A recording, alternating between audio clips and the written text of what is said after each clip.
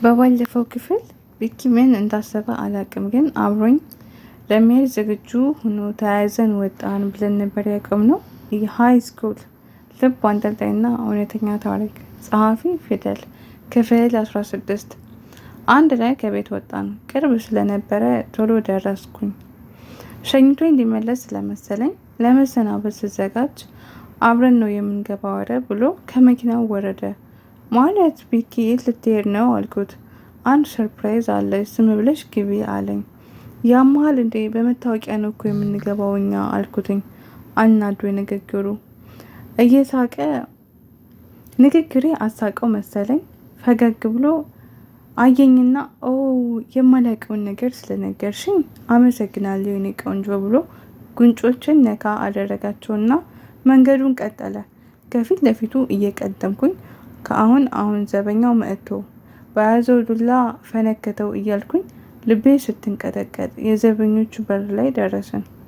መታወቂያን አሳይቼ የያዝኩትን ሙሉ ተፈትሾ ስጨርስ ቪኪ ወደ እኔ መጣ። ሴቷ የግቢው ጠባቂ ፈተሸችኝ። ጨረስን። ቀና ስል ቪኪ ወደ እኔ እየመጣ ነው። ተቀምጠው የነበሩት ዘበኞች ከመቀመጫቸው ፈጠን ብለው ተነሱ። ወይኔ ጉዴ ብዬ ከቪኪ ፊት ቀድሜ ቆምኩኝ። የዛኔ ቋጥሮ የቆየውን ሳቁ አመለጠውና ሳቀብኝ። ይህንን ያህል ነው እንደምትወጂኝ ለካ ብሎ እየሳቀ ወደ ሰውየው ቀረበ። ጭራሽ ይባስ ብሎ ሁለቱም በትህትና ጎንበስ ብለው በፈገግታ ተሞልተው እየሳቁ በከባዱ ሰላም ተባባሉ። ተቃቅፈው እኔን የፈተሸችኝም ሰላም አላት። በመሀል ግራ በመጋባት ስሜት በየተራ ሁለቱንም አይኔ እያማተረ ያያቸዋል። ጭራሽ ጋሽ ደህና ናቸው? አለምዬስ? ሁሉም ቤተሰብ ጠፋችሁ እኮ። ብቻ በርካታ ነገር እየተባባሉ የረጅም ዓመት ጓደኛ ይመስላሉ። በሰፊው ተጠያየቁ። በዛ ሁሉ መሀል ግራ የገባኝ እኔ ትክ ብዬ ቪኪን እያየሁት የእሱን ጨርሶ ለእኔ እስከሚመልስልኝ እየጠበቅኩ ነበር። ይበልጥ ያስገረመኝ ደግሞ ይህች ቆንጅዬ ልጅ አዲሷ የግቢያችን ሳቂታ ተማሪ ናት። ስለሷ ብዙ ሰምተናን አለው። የእኔው ጉድ መሆኑን አላወኩኝም። ቪኪ ሁሌም እንደኮራብኝ ነው። ወደ እኔ ዘወር አለ። ወደ ራሱ ጉትት አድርጎ አቀፈኝና አዎ የግቢው ሳቂታ ብቻ ሳትሆን የግቢው ቆንጆም ሚስቴም ናት አላቸው። አይንን እየተመለከተ ምንም በወደው በሰው ፊት እንደዛ ሲለኝ በጣም ነው የምፈራው። እኔ አንገቴን መሬት ትክ ብዬ አያለሁኝ። እሱ ግን እየተገረመ ይመስለኛል። ሚስቴ አለው ደንገጥ ብሎ እያፈጠጠ። አዎ የ5 ዓመት ፍቅረኛዬ የወደፊት ሚስቴ ናት፣ ታወቃት አለው እጁን ወደ እኔ እየጠቆመ። ትንሽ አንደበቴ ተያይዞ ቢሆንም አብለሰብ ብዬ ዝም አልኩኝ።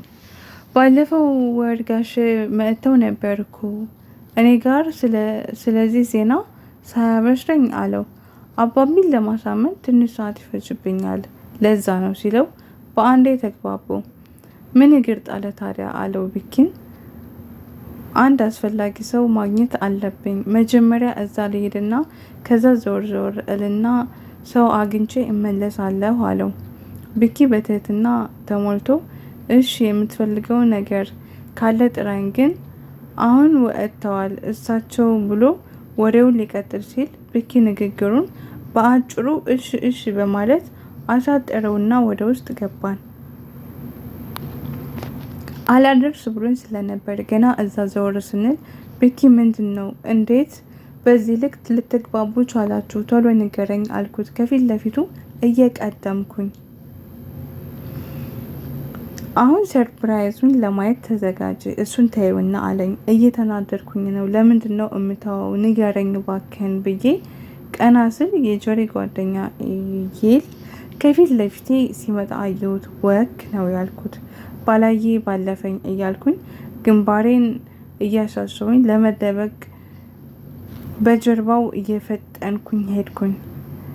ከጀርባዬ መጥቶ ጥምጥም ብሎ አቀፈኝና አቡቲ የት ጠፍተሽ ነው? ቆየሽ እኮ ናፍቀሽ ነበር ሲል ቀጥታ ቪኪን ተመለከትኩኝ። በአንድ ጊዜ ፊቱ ቅይር ነው ያለው። ያ በስፖርት የተሞላ ደም ስሩ በአንዴ መስመር እየሰራ መተላለፍ ጀመረ።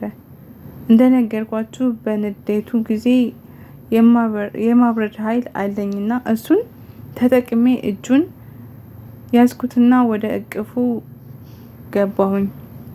ደህና ነኝ አመሰግናለሁ አልኩኝ ወደ ቢኪ እየዞርኩኝ።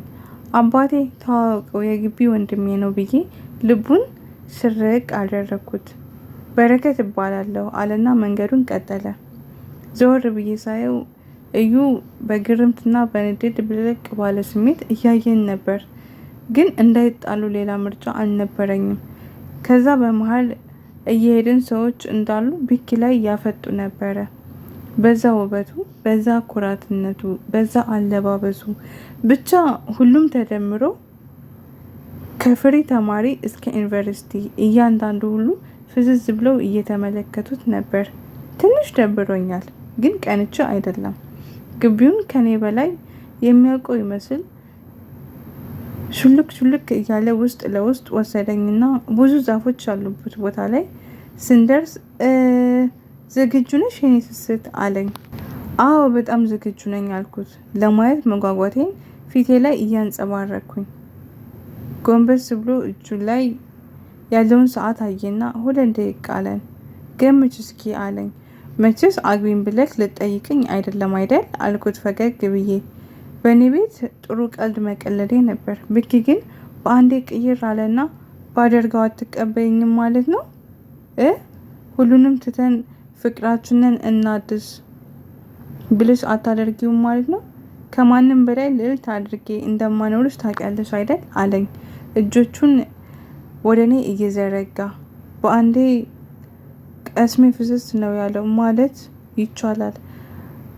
እኔ በጭራሽ ከማንም ምንም ቢሆን በሰው ገንዘብ መኖር አልፈልግም። ቢኪ ሌላ ነገር እንደሚያስብ አውቃለሁ፣ እንደሚያኖረኝም አውቃለሁ። ነገር ግን እኔ ምንም ያህል ባፈቅረውና ምንም ቢፈጠር የራሴን ነገር ሳልይዝ ትዳር አላስብም። ከሱ እኩል ካልሆንኩኝ ልል አልችልም አውቃለሁ። ቢያንስ ትምህርቴን ጨርሼ ስራ ሳልይዝ አላደርገውም። ምን ነው አቡ ባንዴ ቅይር አልሽብኝ እኮ። እኔ እኮ ስቀልድ ነው። አሁን እሱን የምታስብበት ጊዜ እንዳልሆነ በደንብ አውቃለሁኝ ብሎ ሊያረጋጋኝ ይሞክራል።